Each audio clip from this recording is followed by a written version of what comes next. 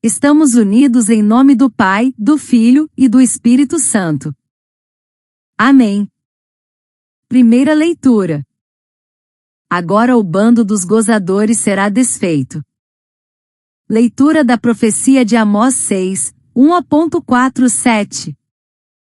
Assim diz o Senhor Todo-Poderoso: ai dos que vivem despreocupadamente em Sião, os que se sentem seguros nas alturas de Samaria. Os que dormem em camas de marfim, deitam-se em almofadas comendo cordeiros do rebanho e novilhos do seu gado. Os que cantam ao som das harpas, ou, como Davi, dedilham instrumentos musicais. Os que bebem vinho em taças, e se perfumam com os mais finos ungüentos e não se preocupam com a ruína de José. Por isso, eles irão agora para o desterro na primeira fila, e o bando dos gozadores será desfeito. Palavra do Senhor. Graças a Deus. Salmo responsorial. Salmo 145, 146. Bendize minha alma, louva ao Senhor. O Senhor é fiel para sempre, faz justiça aos que são oprimidos, Ele dá alimento aos famintos, é o Senhor quem liberta os cativos. O Senhor abre os olhos aos cegos, o Senhor faz erguer-se o caído. O Senhor ama aquele que é justo. É o Senhor quem protege o estrangeiro. Ele ampara a viúva e o órfão, mas confunde os caminhos dos maus. O Senhor reinará para sempre. Ó Sião, o teu Deus reinará para sempre e por todos os séculos. Bendize minha alma, louva ao Senhor. Segunda leitura. Guarda o teu mandato até a manifestação gloriosa do Senhor. Leitura da primeira carta de São Paulo a Timóteo 6, 11-16. Tu que és um homem de Deus, foge das coisas perversas, procura a justiça, a piedade, a fé, o amor, a firmeza, a mansidão. Combate o bom combate da fé, conquista a vida eterna, para a qual foste chamado e pela qual fizeste tua nobre profissão de fé diante de muitas testemunhas. Diante de Deus que dá a vida a todas as coisas e de Cristo Jesus, que deu o bom testemunho da verdade perante Pôncio Pilatos, eu te ordeno, guarda o teu mandato íntegro e sem mancha até a manifestação gloriosa de nosso Senhor Jesus Cristo.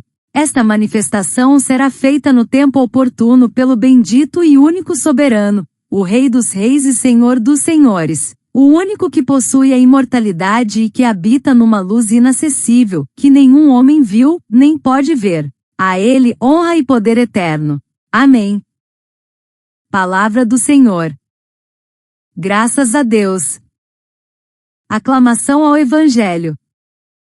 Aleluia, aleluia, aleluia. Jesus Cristo, sendo rico, se fez pobre por amor, para que sua pobreza nos assim enriquecesse. Evangelho. Tu recebeste teus bens durante a vida, e Lázaro os males, agora ele encontra aqui consolo e tu és atormentado.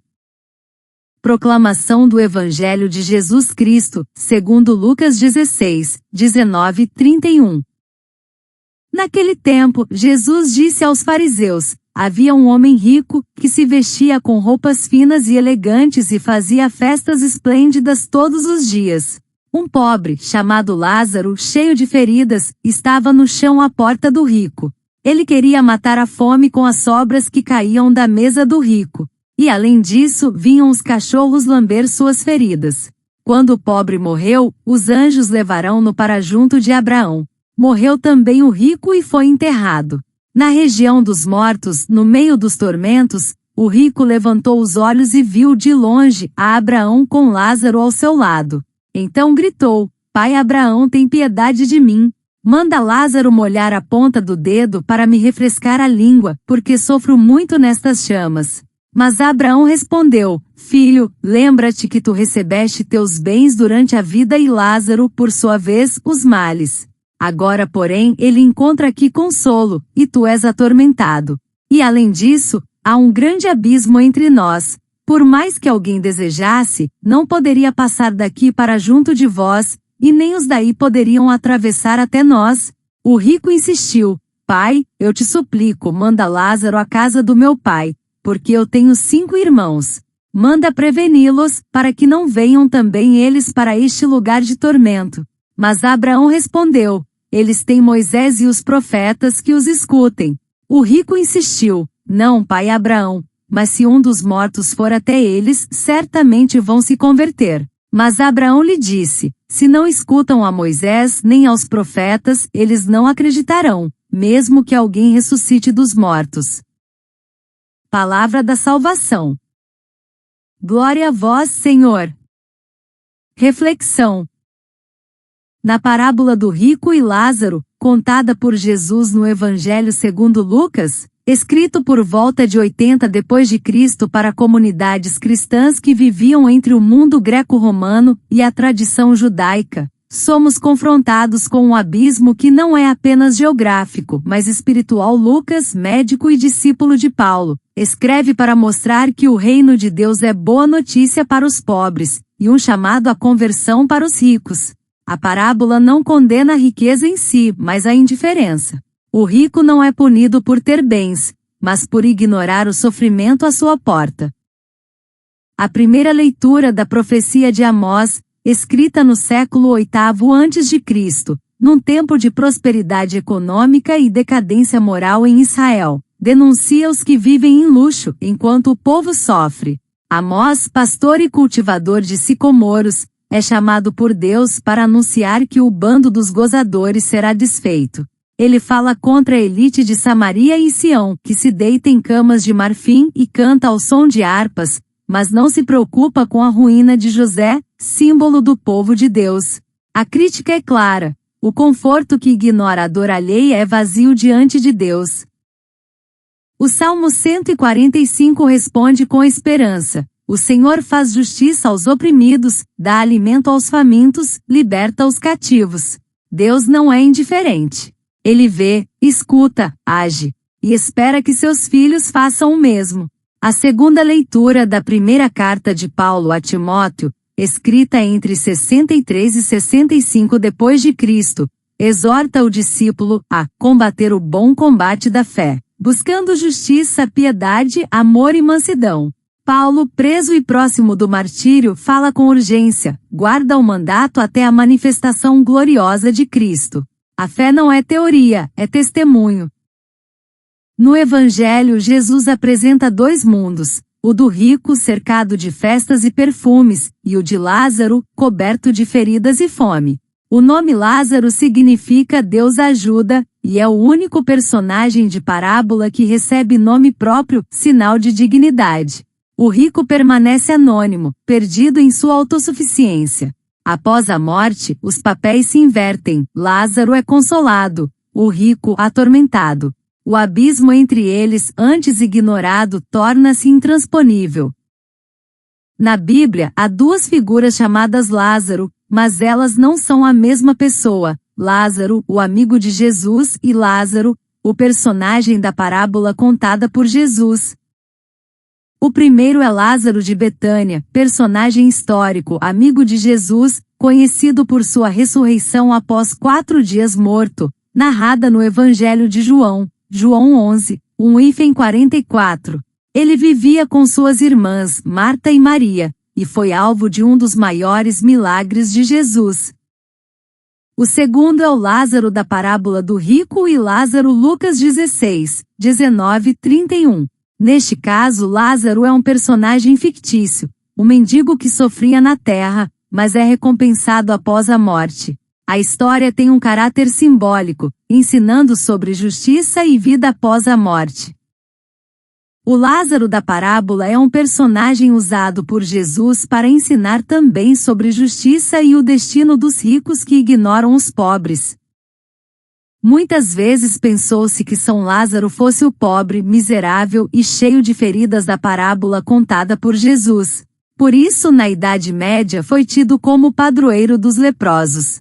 Mas esta associação é errada e hoje não é mais usada. Lázaro de Betânia, irmão de Marta e Maria, amigo íntimo de Jesus, foi ressuscitado por ele no 4º dia após sua morte, João 11. Este Lázaro é lembrado como testemunha da ressurreição e da amizade divina. A Igreja celebra sua memória no dia 29 de julho, juntamente com Marta e Maria.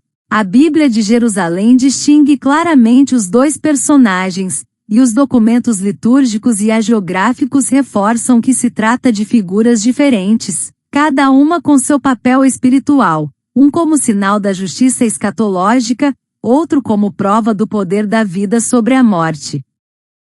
Sobre a tradição de não comer carne no dia que se faz a leitura da parábola de Lázaro, embora não haja uma norma litúrgica oficial que proíba o consumo de carne especificamente neste dia, em algumas regiões e comunidades, especialmente onde ele é associado ao sofrimento dos pobres e dos doentes, surgiu a tradição de abster-se de carne como forma de penitência e solidariedade. Essa prática se inspira na lógica cristã que associa a carne ao prazer e à abundância, e a abstinência à mortificação e respeito ao sofrimento de Cristo e dos santos. A sexta-feira foi eleita como dia de penitência na tradição cristã, especialmente na Igreja Católica, por ser o dia da crucificação de Jesus Cristo. Segundo os evangelhos, Jesus morreu numa sexta-feira, que ficou conhecida como Sexta-feira Santa. Por isso, esse dia passou a ser associado ao sacrifício, à dor e à redenção, tornando-se um momento propício para os fiéis refletirem sobre seus pecados, praticarem abstinência, como não comer carne, e realizarem atos de penitência. A escolha da sexta-feira como dia semanal de penitência é uma forma de manter viva, ao longo do ano, a memória do sofrimento de Cristo. Essa prática foi reforçada por documentos da Igreja, que recomendam a penitência às sextas-feiras, especialmente durante a Quaresma. O Código de Direito Canônico, nos cânones 1249 a 1253, estabelece que todas as sextas-feiras do ano são dias penitenciais, e que a abstinência de carne é uma forma comum de vivê-los. A Conferência Nacional dos Bispos do Brasil, CNBB, permite que essa abstinência seja substituída por obras de caridade ou piedade, como rezar, visitar doentes ou ajudar os necessitados. Embora o dia de São Lázaro não seja uma sexta-feira obrigatória, muitos fiéis escolhem viver esse gesto como sinal de respeito e comunhão com os que sofrem. A doutrina social da Igreja, especialmente no Compêndio da Doutrina Social publicado pelo Pontifício Conselho Justiça e Paz, afirma que as riquezas existem para ser partilhadas e que a destinação universal dos bens é um princípio fundamental da justiça cristã. A Igreja ensina que a propriedade privada deve estar a serviço do bem comum, e que a solidariedade é uma virtude moral e social. A encíclica Caritas in Veritate 2009 de Bento XVI aprofunda esse ensinamento ao afirmar que a caridade é o coração da doutrina social da Igreja, e que a economia precisa da ética para funcionar corretamente. É um alerta contra sistemas que perpetuam desigualdades e contra corações que se fecham ao sofrimento. Essa parábola ensina sobre justiça divina, compaixão e as consequências da indiferença. Enquanto Lázaro de Betânia representa a fé e a esperança na vida eterna, o Lázaro da parábola simboliza os marginalizados e serve como alerta moral sobre o uso das riquezas e a responsabilidade social. A parábola também ecoa o ensinamento dos padres da Igreja. São João Crisóstomo, por exemplo, dizia: "Se não reconheces Cristo no pobre à tua porta, não o encontrarás no altar." Essa visão patrística reforça que a fé autêntica se manifesta no cuidado com os necessitados. Santo Ambrósio, por sua vez, ensinava que o pão que sobra na mesa do rico pertence ao pobre que tem fome. A análise teológica de Lucas 16, segundo o estudo exegético da Faculdade Jesuíta de Filosofia e Teologia, revela que Jesus propõe uma conversão radical, da acumulação à doação, do serviço a Mamon ao serviço a Deus. Mamon, termo aramaico para riqueza, é apresentado como um falso senhor. O discípulo de Cristo é chamado a escolher: não se pode servir a dois senhores. Concluindo, podemos fechar o abismo. Irmãos e irmãs, hoje vivemos em um mundo onde Lázaros se multiplicam, nas ruas, nas periferias, nas fronteiras, nos hospitais, nas prisões. E também nos corações feridos pela solidão, pela fome de sentido, pela exclusão. O Evangelho nos chama a ver, a escutar, a agir. Não basta sentir pena, é preciso romper o abismo com pontes de compaixão. A parábola termina com um alerta: eles têm Moisés e os profetas que os escutem. Ou seja, já temos tudo o que precisamos para viver com justiça. A revelação está dada. A fé não espera milagres, mas exige resposta. Como dizia São Gregório Magno, a misericórdia que não se traduz em ação é apenas sombra. A verdadeira riqueza está em enxergar o outro. O abismo entre a mesa e a miséria só se desfaz quando o coração se abre à misericórdia.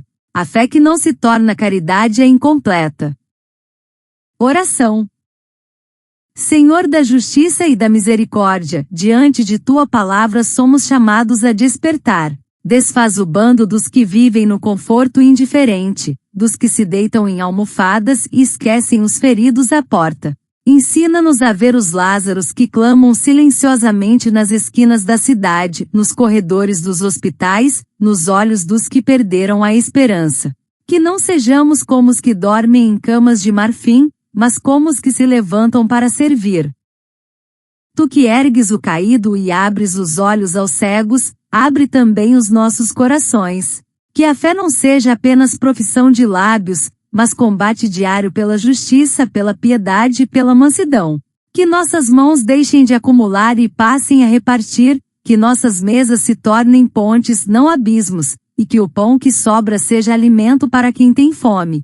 Que nossas ações sejam resposta concreta à tua presença nos pobres e nos esquecidos.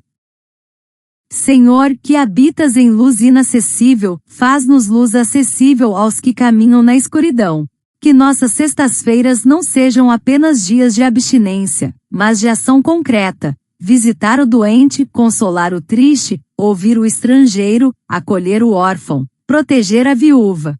Que a penitência seja ponte entre tua cruz e nossa missão, e que cada gesto nosso seja sinal de tua compaixão no mundo. Jesus, que sendo rico se fez pobre por amor, ensina-nos a reconhecer tua face no pobre Lázaro. Que não esperemos milagres para mudar, pois tua palavra já nos foi dada clara e viva. Ajuda-nos a romper o abismo da indiferença, a construir com compaixão o reino que começa agora. Que nossa fé se traduza em caridade, e nossa caridade em transformação. Ó Deus, Rei dos reis e Senhor dos senhores, que tua justiça confunda os caminhos dos maus e fortaleça os passos dos que te buscam com sinceridade. Que nossa vida seja testemunho da tua verdade e que ao final possamos ouvir: vem bendito do meu Pai, porque me viste no pobre, me tocaste no ferido, me amaste no esquecido. Que a misericórdia que recebemos se torne misericórdia que oferecemos. Amém. Ave Maria, cheia de graça, o Senhor é convosco, bendita sois vós entre as mulheres, bendito é o fruto do vosso ventre, Jesus. Santa Maria, Mãe de Deus, rogai por nós, pecadores, agora e na hora da nossa morte. Amém. Louvado seja nosso Senhor Jesus Cristo. Para sempre seja louvado. Continuamos unidos em nome do Pai, do Filho e do Espírito Santo. Amém.